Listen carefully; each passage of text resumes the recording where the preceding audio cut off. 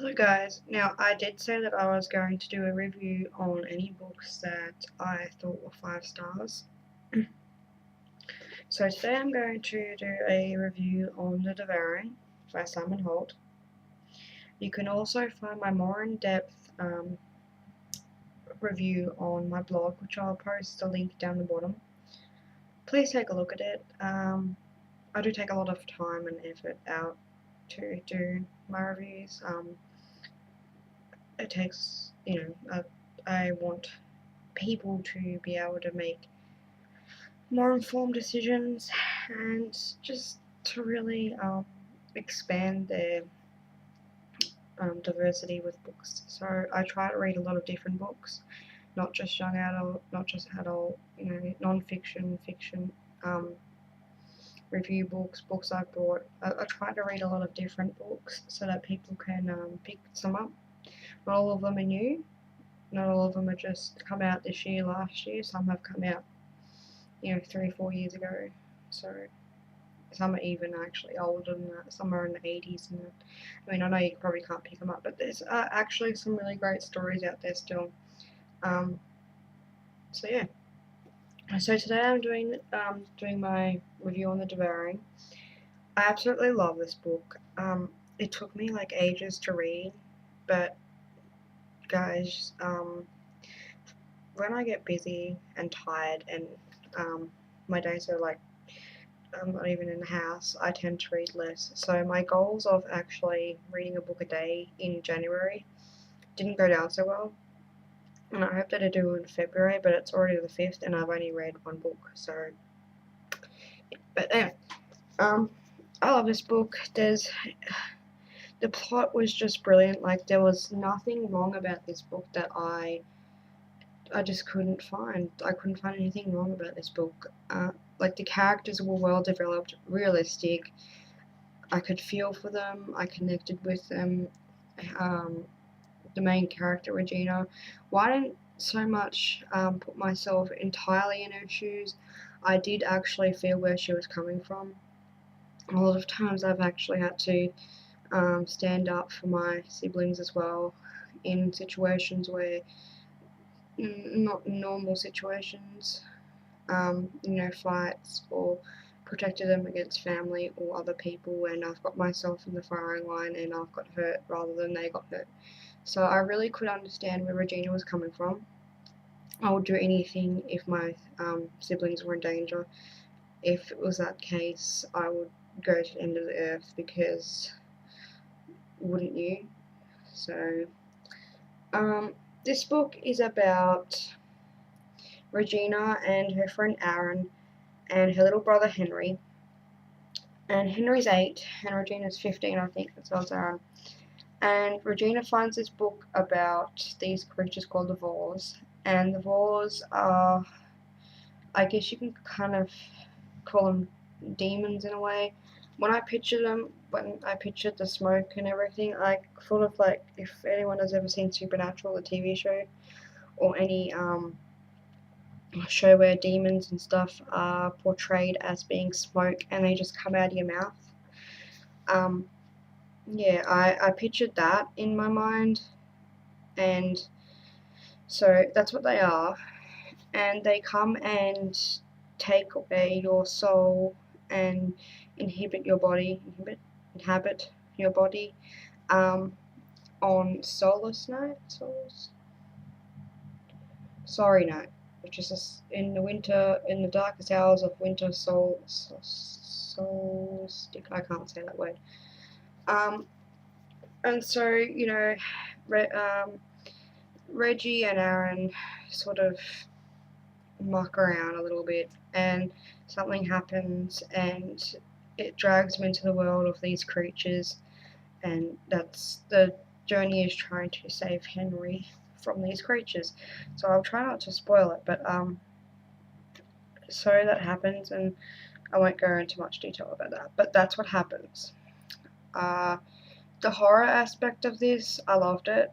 It was very played down, but at the same time it was not overly grotesque, but it had the elements of paranormal you know, gore, not gore, I wouldn't say gore, but it was very descriptive, and I like that about books. It went into detail, and it was very, how do I say it? I could visualize it in my head very well. Like, I actually felt when I was reading this book that I was there, and which is what you want to do when you read a book. There was a few times where I had to put it down because I know it's a young adult book, but I've been in situations where, and for skeptics and things like that, it's probably not going to mean much to anyone. But if anyone's ever had an experience with a ghost or something a little bit more malevolent, you'll know that it's not as easy as just trying to block them out. Sometimes, well, most of the time, they feed on your fear, which is why I like this book as well, because I know the experience that she was going through, not entirely, but I knew what she was going through, and the fear, you kind of have to overcome it, because if you don't, they can absorb that fear and they will use it against you, or and it will just bounce back at you. So um, I really felt for her. I really knew how she felt and the psychological things that were going through her mind. Um, it was realistic, and it was something that I really enjoyed reading because, like I said, I felt myself being there. I felt the situation, not entirely, not in her way, but I knew where she was coming from, and I loved each and every character in this book. The dad was a little bit of a sideline character, but he wasn't really. Um, he was a minor character, so it didn't really matter. There's really nothing about this book I didn't like. I really just I'm having a trouble. I'm having trouble trying to review this book because I just want you guys to go out and read it for yourself. Go out and get it and read it for yourself. I really would recommend reading this. This is one of my favorite books this year. Um, and I've only really had 3 5-star books already, I think. One's non-fiction, 2 are fiction, Artichoke's Heart and C.J. Wright.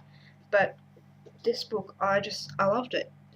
And it's going to be hard trying to find a book that not will match it, but yeah. And I don't like, I kind of am not a horror buff, but I used to really love all that stuff, and now it makes me cringe, but this is sort of, it's not done in a cheesy way, if that makes sense. It's done in a really intellectual, smart way, and it just makes you want to keep reading it, and it's just really great. And I can't say enough about this book, so please go and check it out. It's Devouring by Simon Holt. It was published in 2008 or something. 2008, but you can still go pick it up. I've seen many reviews on the YouTube and even on blogs and things like that. So go pick it up.